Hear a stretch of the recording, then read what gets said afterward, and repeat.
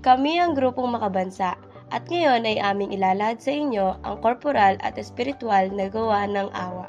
Ngunit bago ang lahat, kami muna ay magpapakilala. Ako si Neila Angelo. Ako naman si Precious Grace A. Amazan. Ako si Micaela Joyce S. Contado. At ako naman si Liana Yvonne C. Guzman. At ako naman si Lorraine D. Miranda. At ako naman si Jasmine M. Morales. Ngayon ay ating tatalakayin ng korporal na gawa ng awa. Ano nga ba ang salitang awa? Ang awa ay ang kalooban na ipinapakita ng isang tao upang madama ang pakikiramay sa pagdurusa at kalungkutan ng kanyang kapwa. Kapag naaawa ang isang tao, nagpapakita siya ng kabaitan, tumutulong sa nangangailangan, hindi nagtatanim ng sama ng loob at nagpapatawad. Ano nga ba ang korporal at spiritual? Ang mga korporal na gawa ng awa ay ang mga pagkilos na kung saan ang isang tao ay maaaring makatulong o tumulong sa iba sa pamamagitan ng pagbibigay ng isang material na bagay, tulad ng pagpapakain sa mga nagugutom.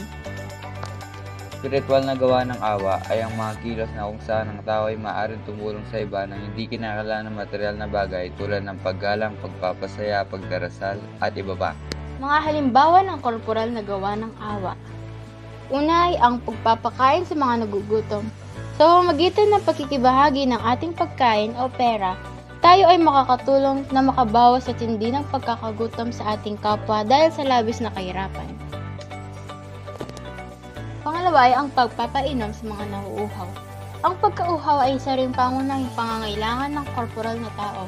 Hindi lang sa mga inumin na uhaw ang ating mahihirap na kababayan. Pahaw rin sila sa pagkalinga at pagmamahal ng mga kapatid ng Pilipino na maaaring makatulong upang mabawasan ang kanilang labis na pagkahirap.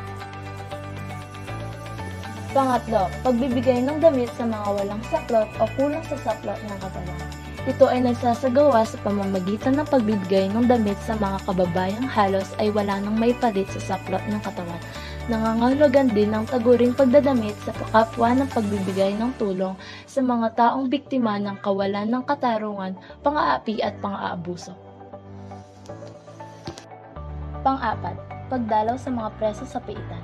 Ang pagdalaw sa mga tahahatulan ng batas sa piitan ay nakakapagbigay inspirasyon sa pagbabagong buhay ng mga preso. Ang 5, pagbibigay ng matutulugan sa mga walang tirahan. Ilan sa mga kababayan natin na walang tirahan ay mga biktima ng kalamidad at labis na kahirapan.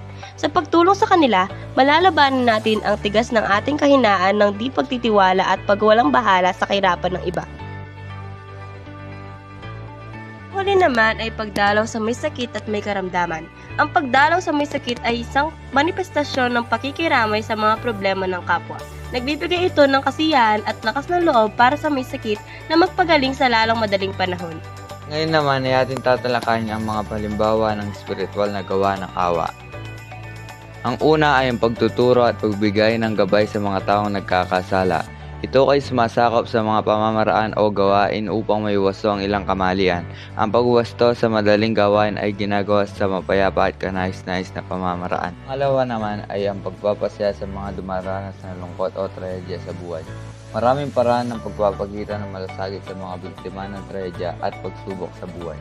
Higit na makakatulong sa kanila ang paggawa ng mga paraan totoong makakabawas sa hirap o lungkot na dulot ng mga trahedya sa kanilang buhay.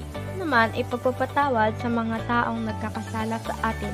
Ang pagpapatawad ay may kasamang awa. Sa pamamagitan ng pagpapatawad, mabilis tayong makalimot sa mga sakit at pagkakamaling naranasan natin. Kung kaya naman, mabilis din tayong nakakatayo mula sa ating sariling pagkalugmok at pagkakamali. Ang panghuli naman ay ang dangal. Ito ay nagkakaroon ng dignidad at karangalan. Ito ay nag-uugnay sa kapwa at damdamin bilang mga etikal at moral na batayan ng pagtingin, inaasahan at pagsasabuhay. Ang dangal ay sinusuportahan ng mga pamantayang tulad ng bahala na o pagpapabahala, katumbas ng salitang responsibilidad gaya ng bahala ka, ikaw ang bahala rito. B. Galang, nangangahulugan ng respeto. Ito ay nagagamit upang maiwasan ang pagkapahiya ng tao. C. Utang na loob, pagtanaw ng kabutihang loob. Ito ay kinapapalooban ng pagpapasalamat o pagtulong sa sinumang nakatulong sa iyo.